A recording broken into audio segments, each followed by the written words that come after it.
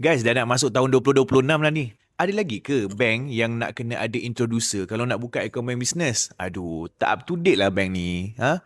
Ni zaman-zaman dinosaur lagi ke? Tapi kalau korang punya bank dekat branch korang tu memang perlukan introducer, ni cara dia. Okay korang, untuk introducer ni, korang kena cari korang punya kawan-kawan bisnes yang buka akaun bank sama macam akaun yang korang nak buka. Kalau contohnya korang nak buka CIMB, carilah kawan-kawan bisnes korang yang ada akaun CIMB juga. Biasanya nanti bank tu akan bagi borang dan kawan korang tu kenalah isi borang tu sebagai referral lah, lebih kurang macam tu. Nanti korang kena bagi tahu juga apa jenis bisnes korang buat supaya nanti bila bank call kawan korang tu, dia tahu apa nak jawab dekat bank tu nanti. Cuma kalau korang tak ada member, nak cari orang luar kan biasanya ada charge lah, dia akan suruh kita bayar. Tapi kalau korang yang tengok ni, student Amani yang dah ada buku urus enterprise gaya korporat ni, kalau korang sekadar nak buka CIMB dengan Maybank, nak jadikan kita orang sebagai introducer, boleh je. Tak ada nak kena bayar apa-apa pun. So korang sekarang kan ada berapa akaun bank business? Satu ke, dua ke, tiga ke? Cek komen.